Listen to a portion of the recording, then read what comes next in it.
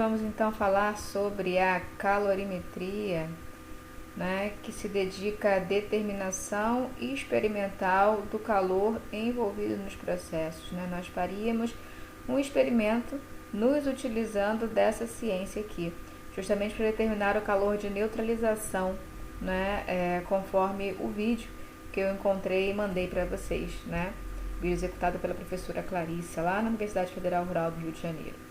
Então vamos lá falar sobre essa tal calorimetria, né, para nos utilizar, né, dessa ciência chamada calorimetria, que permite a determinação experimental do calor dos processos. No nosso caso, mais especificamente, estamos preocupados em determinar os calores das reações, né? Então nós nos utilizamos dessa calorimetria, que se utiliza de recipientes chamados de calorímetros, né?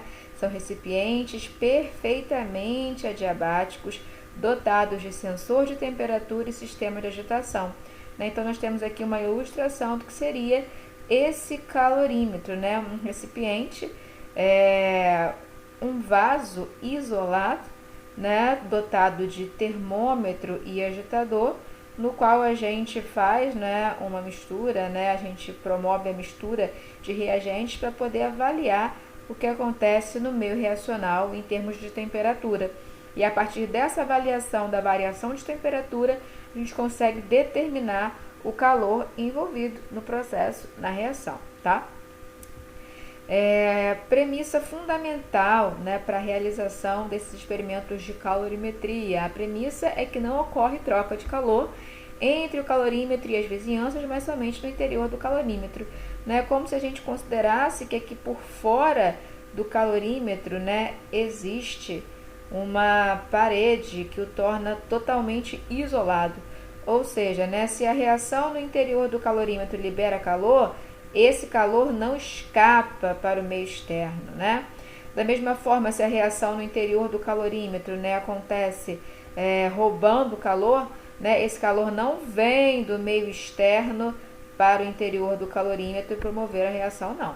Né? Então, por meio dessa parede, né, imaginária que torna o sistema adiabático, nada passa, né? Não passa massa, não passa energia, mas no interior dessa parede, no interior desse recipiente, desse calorímetro, existem trocas de calor, né? Então, no caso de uma reação que libere calor, o calor não sai do calorímetro, mas ele se dissipa, né? Ele se transfere no interior do calorímetro. Da mesma forma, né, se uma reação que endotérmica, né, acontece no interior do calorímetro, não é do meio externo que esse calor vai sair, não. É do que estiver em contato com o meio reacional, né, dentro dessa parede imaginária que torna o sistema isolado. Tá? Então, não existe saída de calor e nem entrada de calor em relação ao meio externo, né? Mas alguma saída de calor que haja, né, devido à reação vai ser, né, aproveitada ali dentro do próprio sistema calorimétrico, e da mesma forma, se for necessário entrar algum calor, né, vai sair, né, do recipiente de reação, do que estiver em contato com a reação, mas não do meio externo, tá? Não sai e nem entra calor do calorímetro. Isso é uma premissa para os cálculos de calorimetria, né? E aí, então, o que acontece é que a gente faz um balanço térmico no qual o somatório dos calores trocados no interior do calorímetro é nulo, né? Então, o calor da reação, por exemplo, né, mais o calor que vai para o sistema calorimétrico, né, mas não sai para o interior, mais o calor que vai para o agitador, por exemplo, né, mais qualquer outra parcela igual a zero, tá? Todas as parcelas se referem a trocas térmicas no interior do calorímetro, né? Não sai e nem entra calor, não sai e nem entra energia, não sai e nem entra massa no calorímetro, tá? No nosso experimento, então, como vocês já viram o vídeo, né? E como eu já disse no início da videoaula, nós vamos trabalhar, né? Nós iríamos trabalhar presencialmente com uma reação de neutralização, né? E vamos, em algum momento, quando, né, tudo voltar, né, quando a gente se reencontrar, né, vocês sabem que a gente terá a oportunidade de ir para o laboratório fazer esses experimentos, né? Então vou dizer, né, que nós vamos trabalhar, né, no futuro, que a gente não sabe quando, mas é próximo, com a graça de Deus, né? Vamos trabalhar com uma reação de neutralização, É clássica aqui a reação, né, de neutralização do ácido clorídrico pelo hidróxido de sódio, né, com a formação de cloreto de sódio e de água, obviamente. Notem que aqui eu não coloquei o estado físico do NaOH, né? Eu poderia ter posto o estado físico do ácido clorídrico, porque nos nossos experimentos nós vamos trabalhar com ácido clorídrico já dissolvido em água, e nós vamos trabalhar com hidróxido de sódio dissolvido em água e também no estado sólido, né? O vídeo que a professora mostra, né, que eu mandei para vocês, só faz esse experimento do aquoso com aquoso. Né? No roteiro que eu mandei a gente faz, né? A gente fará, né, aquoso com aquoso e aquoso com sólido para poder verificar a influência aí, né, desse estado físico no processo de neutralização, no calor, né, liberado, né, envolvido no processo, né?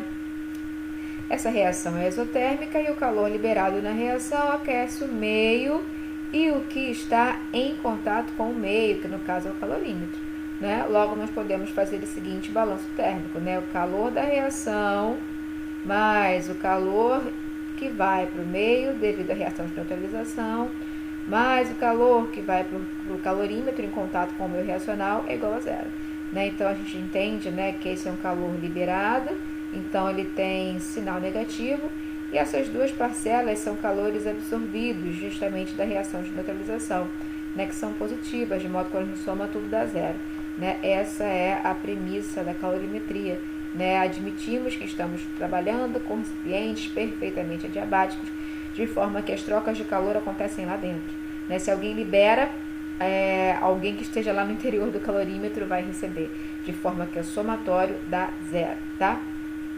Então, né, voltando, né, à nossa equação base, né? Na verdade, voltando não, né? Reescrevendo, né? Se o Q da reação é o meu objetivo, vou isolar, né?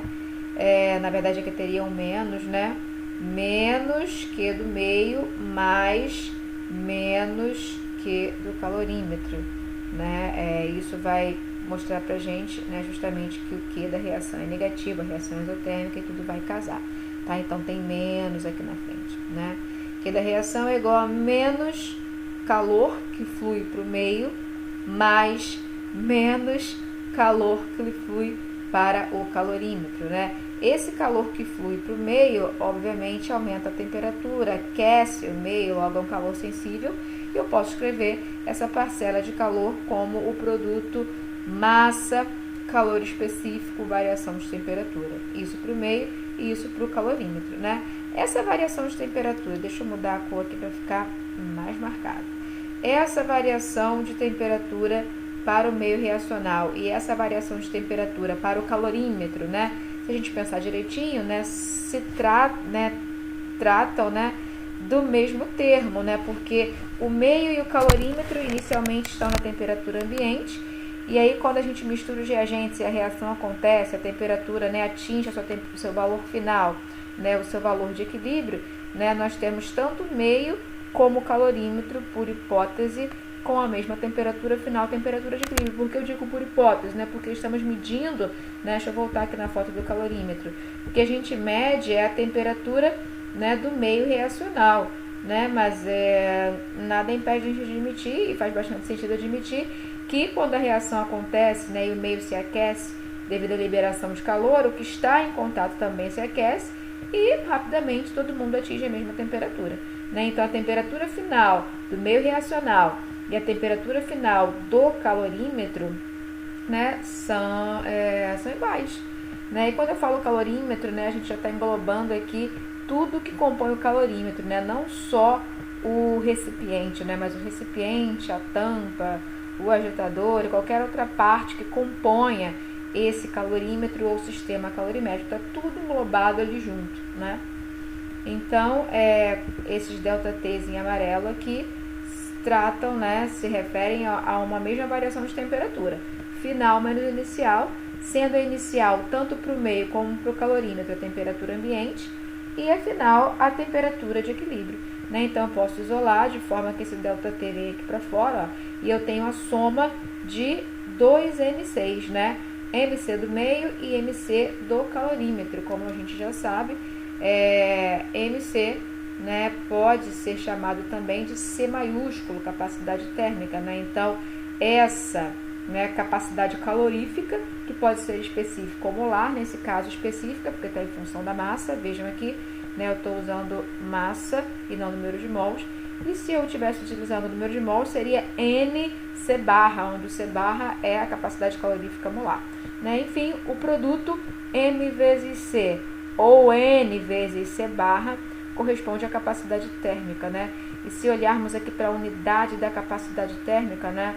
Vamos lembrar, por exemplo, a massa em gramas e o calor específico, por exemplo, em calorias por grama grau Celsius, né? Vejam aqui que a unidade de massa vai embora e eu fico com uma grandeza que tem unidade de energia por grau, né, e grau, né, de temperatura. A nossa interpretação desse C maiúsculo, capacidade térmica, é justamente que diz respeito, né, essa grandeza diz respeito à quantidade de calor necessária para elevar a temperatura de um sistema em 1 grau. Né? Então, para o calorímetro, né? O calorímetro está lá na temperatura ambiente, quando a reação acontece, ele se aquece e atinge uma certa temperatura. Qual foi a quantidade de calor que levou o calorímetro, né, a sofrer essa variação de temperatura? Né? Então, essa quantidade de calor pode ser relacionada a uma variação de temperatura e quando referenciada à variação de 1 grau, nós temos ali justamente a capacidade térmica, tá? Então, olha aqui, por exemplo, 3, né? 3 calorias para cada grau Celsius, ou seja, para elevar a temperatura em 1 grau, esse sistema, por exemplo, precisa receber 3 calorias, tá? E por aí afora vai.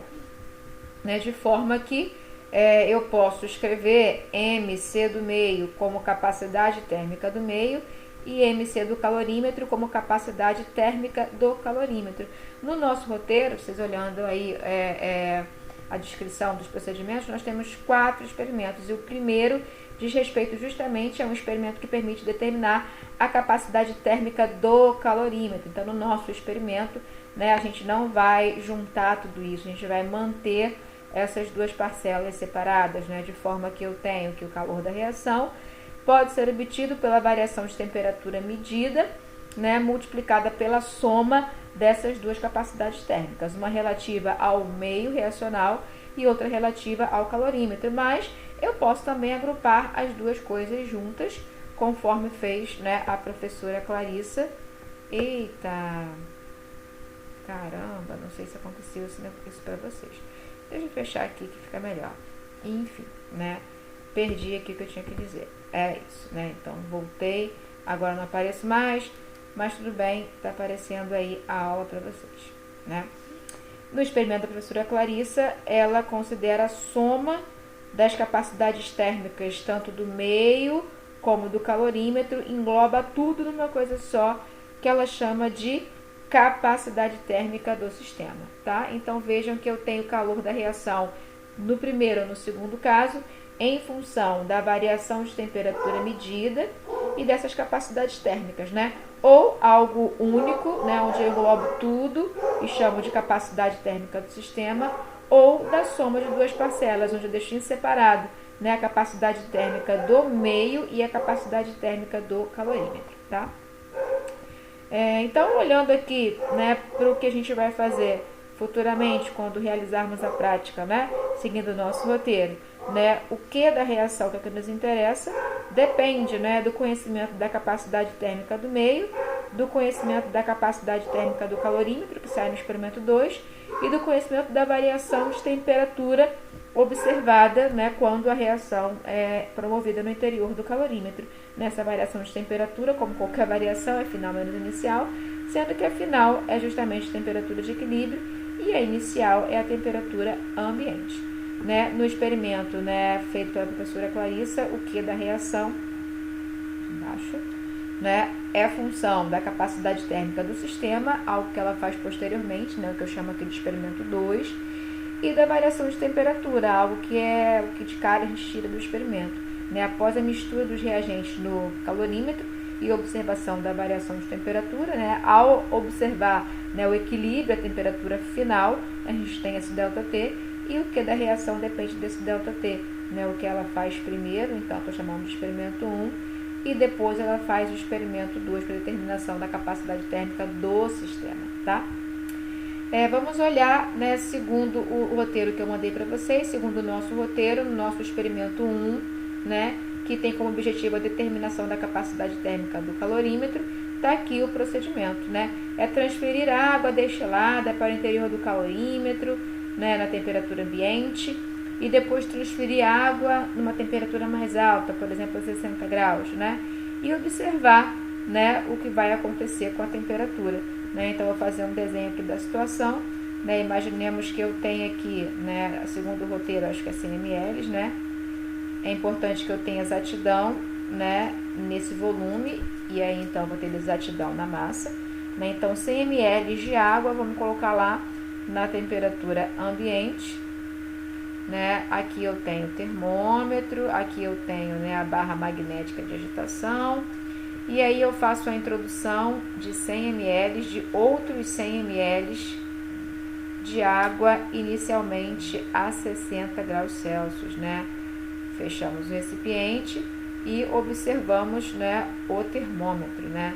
Então, se a temperatura ambiente, vamos lá, idealmente está 25 graus Celsius, né, dessa massa de água inicial de aproximadamente 100 gramas, quando esses 100 gramas de água a 60 graus entram em contato, obviamente eu saio do 25 e vou para um valor, né, mais alto, intermediário, entre 25 e 60, né, que é o que eu vou chamar aqui de temperatura de equilíbrio 1, referente ao experimento 1.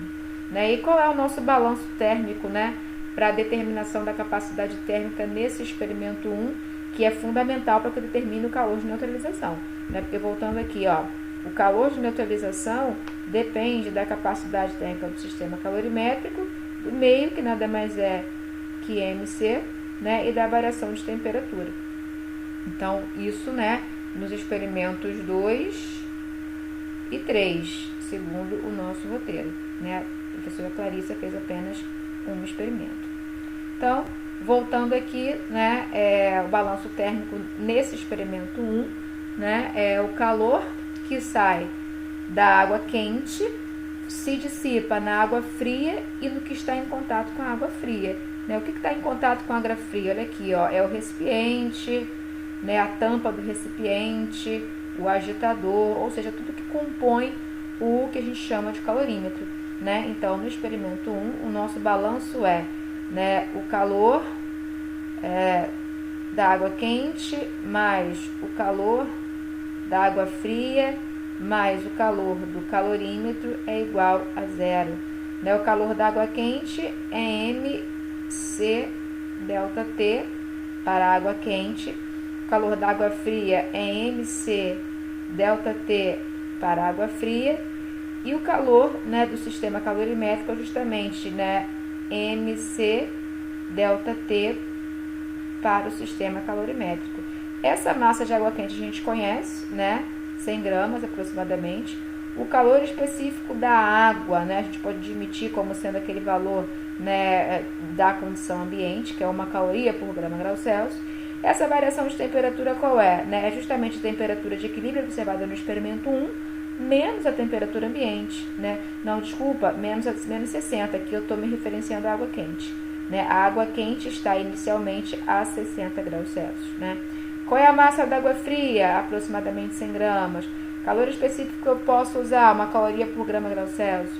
Variação de temperatura para a água fria, final menos inicial. Quem é a final? Temperatura de equilíbrio do experimento 1. E a inicial? Temperatura ambiente. Então, esse termo aqui é conhecido para mim. Da mesma forma, esse segundo termo. Esse MC, chapeuzinho, para o sistema calorimétrico é justamente a capacidade térmica do sistema calorimétrico, ou calorímetro. E esse ΔT, né, é exatamente igual ao ΔT da água fria. Temperatura final, que é a temperatura de equilíbrio, menos temperatura ambiente. Então, é algo que eu também conheço, de modo que eu consigo tranquilamente obter a capacidade térmica do calorímetro no experimento 1. E com isso na mão, né, eu tenho esse termo, eu tenho esse ΔT, que eu vou fazer para o experimento 2 e para o 3, e determinar então o calor da reação. Né? No nosso caso, nós temos o experimento 1, determinação da capacidade térmica do calorímetro. nós temos o experimento 2, se vocês olharem o roteiro, se eu não me engano, é a reação entre HCl aquoso e NaOH aquoso, o mesmo experimento da professora Clarissa, que eu mandei para vocês no vídeo, né, que está disponível no YouTube. E o nosso experimento 3, se eu não me engano, é a reação entre HCl aquoso e NaOH sólido. Então, nós vamos conseguir ver a diferença aqui de um caso no outro, porém, a equação a ser usada nos dois experimentos é essa daqui, né? O que vai variar? Justamente ΔT. No experimento 2 eu vou obter uma temperatura de equilíbrio, no 3 uma outra, né? Afinal de contas, são duas situações diferentes, né? Agora, olhando para o experimento que a professora Clarissa fez, para que vocês entendam ainda mais, né? Então, segundo, né, o que eu consegui observar no vídeo que ela fez, né? Ela fez primeiro a reação, obteve a temperatura de equilíbrio, a primeira temperatura final, e depois, né, utilizando o próprio meio reacional, ela fez um segundo experimento, estou chamando de experimento 2. Né? Ela transferiu 50 ml de água, né, e observou a variação de temperatura causada pela adição dessa água ao sistema. Né? Então, vamos imaginar aqui a situação da professora Clarissa. Né? Ela tinha aqui o meio numa temperatura inicial que corresponde à temperatura de equilíbrio, a primeira temperatura de equilíbrio que ela obteve, né? E aí, obviamente, o termômetro está aqui, o agitador está aqui, né? O sistema está tampado, e aí foi feita a introdução de 50 ml de água numa temperatura inicial, né, que no vídeo ela relata qual é, acho que é 24,3, se eu não me engano, né, 24,3 graus Celsius. Né, e aí, após, né, a introdução, né, e observação da temperatura, né, nesse experimento, foi possível obter uma temperatura de equilíbrio, uma segunda temperatura de equilíbrio. Né, então, aqui, né, obtém-se uma temperatura final que é igual a segunda temperatura de equilíbrio, estou chamando assim, né? E aí, o que aconteceu? O que acontece nesse caso? A água, né, recebe calor, né? Se eu não me engano, essa temperatura inicial aqui era em torno de 28, né? Então, nesse caso, o que acontece é que quando a água entra em contato, essa água se aquece, né? Devido ao fato de que a temperatura inicial do meio é mais alta. Né? Então, o balanço a ser feito é, né, calor da água fria mais calor do meio é igual a zero. Né? Lembrando que meio, né, na verdade, na avaliação que ela fez, diz respeito não só a esse meio, mas sim ao sistema. Deixa eu mudar essa nomenclatura. Sistema, né, já é a soma do meio reacional com as partes em contato com o meio reacional, tá? Então, sistema fica melhor descrito, inclusive eu tinha dito isso anteriormente, né? Então, isso vai permitir determinar a capacidade térmica do sistema, né? Calor da água fria, MC ΔT. Calor do sistema, MC ΔT. Deixa eu mudar a cor da caneta para ficar melhor. A massa de água é conhecido, calor específico da água conhecido, variação de temperatura, qual é? Né? Segunda temperatura de equilíbrio menos temperatura inicial. Isso para a água, então é algo conhecido para mim. Massa vezes calor específico é a capacidade térmica do sistema, que é o que me interessa. E essa variação de temperatura, qual é? Temperatura final menos temperatura inicial. Então, também é algo conhecido para mim. Dessa forma, eu consigo determinar a capacidade térmica do sistema. E aí, né, segundo a análise dela, é possível obter o calor da reação pela variação de temperatura medida, né, ao término da reação, e a capacidade térmica do sistema. Tá? Então, tanto de uma forma como de outra, a gente consegue, né, determinar o calor da reação. Né? E aí, né, nós vamos fazer também o 3 e o 4, né? E aí eu já tinha dado uma pincelada, né, que o experimento 3 se refere à reação do HCl com NaOH sólido, e aí tem diferença, né? São dois processos. Primeiro, né, quando o NaOH sólido entra em contato com o meio aquoso, acontece a dissolução, né? E a gente pode imaginar, né, uma coisa meio sequencial. Primeiro a dissolução e depois a reação. Então, o experimento 3 é diferente do 2.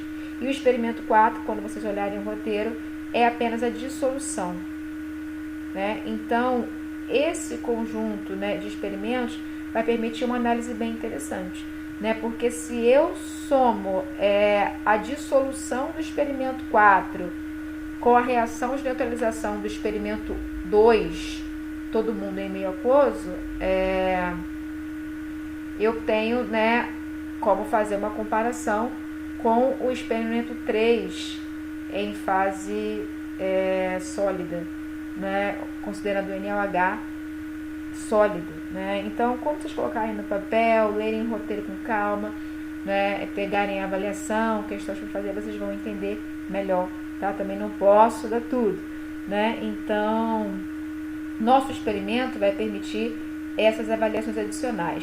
Além de determinar, né, nos permitir determinar o calor de neutralização, né, para a reação considerando HCl e NaOH aquosos, a gente vai conseguir fazer uma avaliação, né, do processo de dissolução do NaOH em água, tá?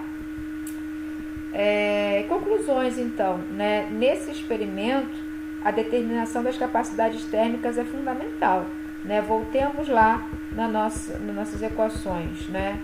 Tanto considerando o nosso experimento como o feito pela professora Clarissa, nós temos que o calor da reação, ele sempre depende, né, dessas tais capacidades térmicas, né? Ou do sistema como um todo, já englobando todo mundo, ou fazendo as partes, né, levando em consideração as partes que estão recebendo o calor da reação, né? Então, a determinação das capacidades térmicas é fundamental, sendo que elas dependem da determinação das temperaturas finais, né? Então, no experimento 1 que a gente faz, né, é necessário fazer lá, juntar água fria com água quente, observar a temperatura final, né? Isso para determinar a capacidade térmica do sistema calorimétrico. Ou seguindo o roteiro da professora Clarissa, né? E depois que eu faço a reação, coloco água lá no sistema, vou determinar uma segunda temperatura de equilíbrio. Ou seja, né, para determinar as capacidades térmicas que são fundamentais para que eu entre no balanço térmico e ache o calor da reação, eu preciso ter confiança nas temperaturas finais, né? E essas temperaturas finais dependem da qualidade da vedação térmica do calorímetro, né? Então, vocês vão ver, quando a gente for executar na prática, que é uma luta, né? Se o recipiente não é realmente bem vedado termicamente, a temperatura não estabiliza, né? Por isso que no roteiro até coloquei, né, a maior temperatura observada, porque geralmente acontece da temperatura chegar num valor, ficar pouco tempo e já começar a cair, né? O que caracteriza aí que o sistema está perdendo, o meio reacional está perdendo calor para o meio externo por meio das paredes do calorímetro, que não é perfeitamente adiabático, né? Então, para essa prática é fundamental a vedação térmica do calorímetro, porque isso é importante para determinar as temperaturas finais, que são as temperaturas de equilíbrio, né? E isso é fundamental para que eu entre nos balanços térmicos, para achar as capacidades térmicas e os calores, né, de reação, tá? Então, que Deus nos abençoe. Espero que vocês tenham entendido, né? Qualquer coisa, estou à disposição. E até breve, né, executando realmente isso no laboratório. Um beijo, tchau, tchau.